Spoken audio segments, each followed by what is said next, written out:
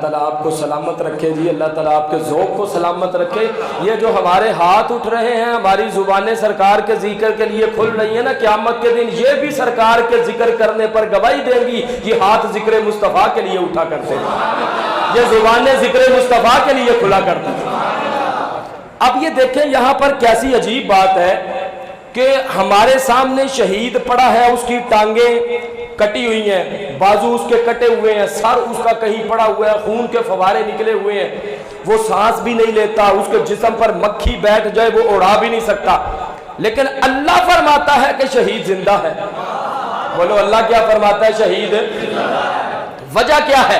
وہ وجہ سنیں گے تو انشاءاللہ العزیز آپ وجد کریں گے۔ فرمایا کہ اللہ کی صفت یہ ہے کہ اللہ لا الہ الا هو الحی القیوم، اللہ وہ ہے جس کے سوا کوئی عبادت کے لائق نہیں، وہ خود زندہ ہے، الحی زندہ ہے، القیوم دوسروں کو زندگی عطا فرمانے والا ہے، خود زندہ ہے، دوسروں کو قائم رکھنے والا ہے، زندگی دینے والا ہے۔ تو اللہ فرماتا ہے کہ او بندے، تو نے میری راہ میں اپنی جان کا نذرانہ پیش کیا، اب تو عام بندہ نہیں رہا۔ جملہ سنیں گے تو انشاءاللہ ایمان تازہ ہو جائے گا۔ فرمایا میری صفت ہے میں ہمیشہ زندہ رہنے والا ہوں، تو نے اپنی جان کا نذرانہ میری راہ میں پیش کیا، میں ہمیشہ زندہ رہنے والا ہوں، تو جو میری راہ میں اپنی جان کو پیش کرتا ہے میں اپنی صفت کا رنگ اس پر چڑھا دیتا ہوں، میں بھی ہمیشہ زندہ رہنے والا ہوں، اس شہید کو بھی ہمیشہ کی زندگی عطا فرما دیتا ہوں۔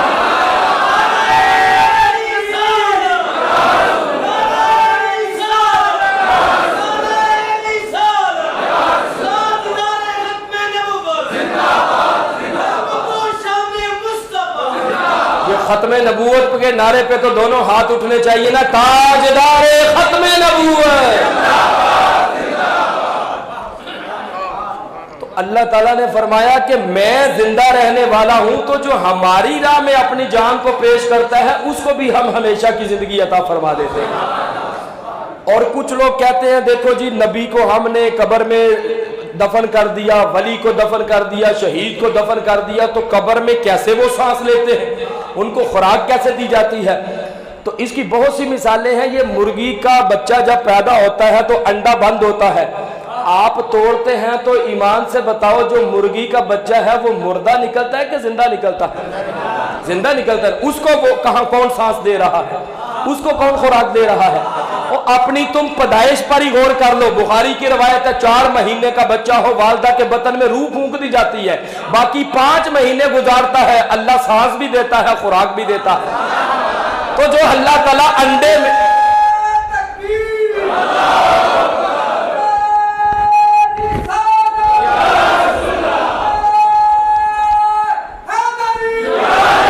تو آپ ایمان سے بتائیں جو بند انڈے میں اس بچے کو سانس بھی دے سکتا ہے، خوراک بھی دے سکتا ہے، والدہ کے بطن میں بچے کو اللہ خوراک بھی دے سکتا ہے، سانس بھی دیتا ہے، حضرت یونس علیہ السلام کو مچھلی کے پیٹ میں زندہ رکھ سکتا ہے، وہی اللہ تعالیٰ بند قبر میں اور ولی کو بھی زندہ رکھ سکتا ہے، نبی کو بھی زندہ رکھ سکتا ہے، شہید کو بھی زندہ رکھ سکتا ہے۔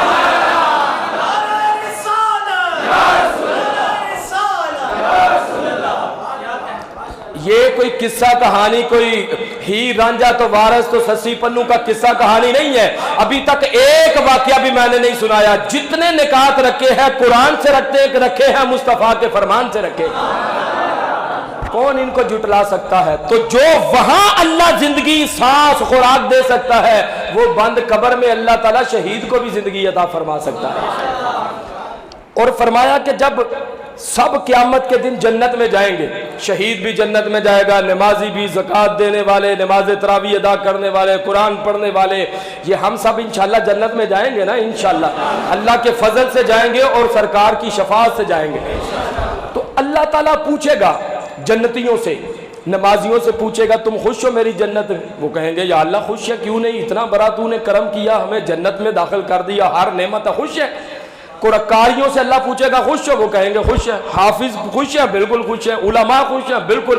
عام لوگ جو بزنس مین نیک عمل کرتے رہے جنت میں جائیں گے خوش ہے، سارے کہیں گے خوش ہیں۔ لیکن جب شہید کی باری آئے گی، سبحان اللہ. اللہ شہداء سے پوچھے گا اے شہداء تم بھی میری جنت میں خوش ہو؟ وہ کہیں گے یا اللہ تیرا بڑا کرم ہے، فضل ہے، ہم خوش ہیں، پر ہمارے دل کی ابھی ایک خواہش اور بھی ہے. اللہ پوچھے گا جنت میں آ کے تو خواہشیں ختم ہو جاتی ہیں، جنت میں کوئی فکر، کوئی ٹینشن، کوئی خواہش تو رہتی نہیں، تمہاری کیا آرزو اور تمنا ہے جنت میں رہ کے بھی ہے؟ وہ کہیں گے یا اللہ ہمارا دل کرتا ہے ہمیں پھر دنیا میں لوٹا، ہم پھر تیری راہ میں شہید کیے جائیں. اللہ تعالیٰ فرمائے گا اچھا. وہ شہداء عرض کریں گے یا اللہ وہ مزہ تو تیری جنت میں بھی ہمیں نہیں آیا جو مزہ دشمن کی تلوار کے نیچے گردن کو کٹوانے کا آیا ہے.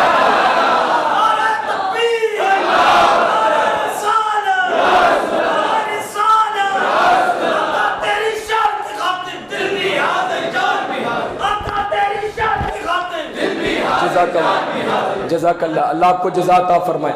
تو شہداء عرض کریں گے یا اللہ ہمارا دل کرتا ہے ہمیں پھر دنیا میں لوٹا، ہم پھر تیری بارگاہ میں شہید کیے جائیں. جان دی ہوئی اسی کی تھی، سچ تو یہ ہے کہ حق ادا نہ ہوا.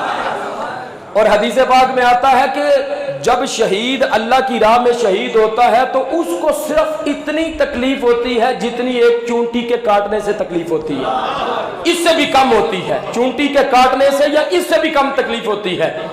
یا اللہ وجہ کیا ہے؟ فرمایا کہ تم نے سورت یوسف نہیں پڑھی. حدیث پاک میں مختلف الفاظ ہے، بندہ مومن کے والے سے بھی آتا ہے. ایسے روح نکلتی ہے جیسے آٹے سے بال کو نکال لیا جاتا ہے، مشکیزے سے پانی ٹپکتا ہے، مکھن سے بال کو نکال لیا جاتا ہے. یا آپ اپنے عزیز و اقارب میں دیکھتے نہیں ہیں کوئی نماز پڑھتے اس دنیا سے رخصت ہو رہا ہے، کوئی آپ کہتے ہیں کہ بھائی ایک سیکنڈ بھی نہیں لگا، ہم تو ہاتھ میں ہی تھے تو بس ایسے کیا تو جان نکل گئی. یہ بندے کے نیک ہونے کی علامت ہوتی ہے. اور پھر فرمایا کہ بندہ مومن کی جب روح نکلتی ہے نا تو اس کی روح پیشانی کے پسینے کے ساتھ نکلتی ہے. یہ بندہ مومن کی شان ہے. اور جب روح نکلتی ہے تو فرمایا 500 فرشتے اس بندہ مومن کی روح کا استقبال کرتے ہیں.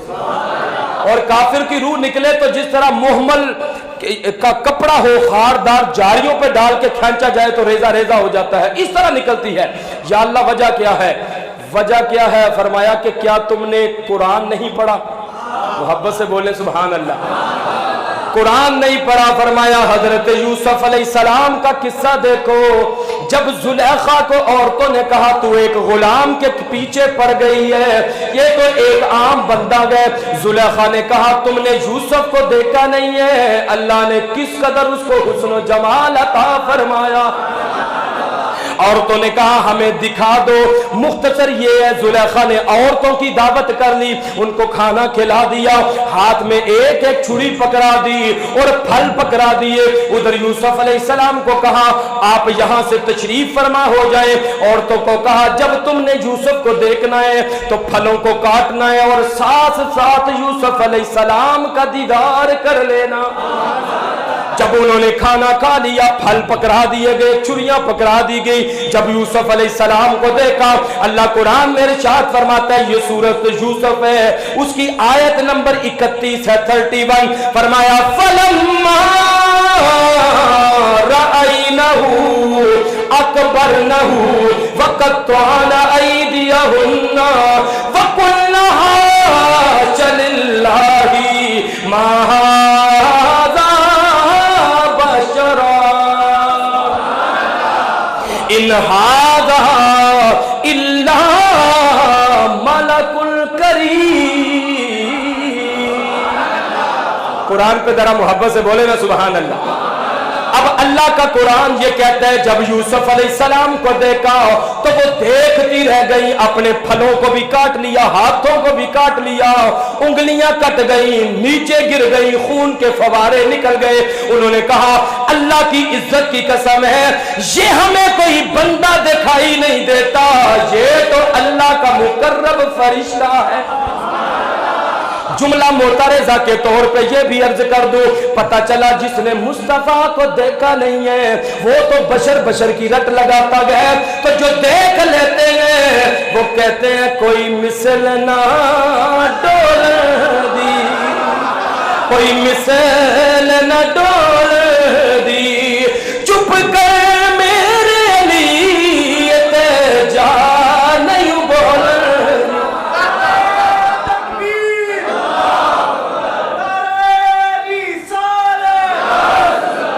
جب حضرت یوسف علیہ السلام کو دیکھا اپنے ہاتھ کاٹ لیے خون کے فوارے نکل گئے. اب یہ قرآ موجود ہے, علماء موجود ہے, ان سے پوچھے کوئی ایسا لفظ نہیں ہے کہ جس میں یہ ذکر ہو عورتوں نے آہو بکا کیا ہو, چیخو پکار شروع کی ہو, رونا شروع کیا ہو. کیوں رونا نہیں شروع کیا؟ اس لیے جلوائے حسن جو جلوائے یوسف جو سامنے تھا.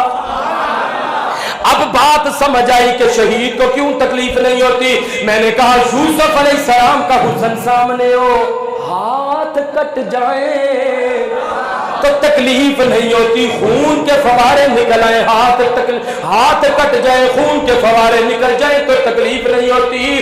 تو جب شہادت کے وقت مدینے کے تاجدار کرم فرما دے, بندہ مومن کی روح نکل رہی ہو, سرکار کرم فرما دیں, یہ جملہ سن کے آپ طرف جائیں گے. یوسف کا حسن سامنے ہو, ہاتھ کٹ جائیں تکلیف نہیں ہوتی. مصطفیٰ کا حسن سامنے ہو, بدن سے روح نکل جائے, پھر تکلیف کیسے ہو سکتی؟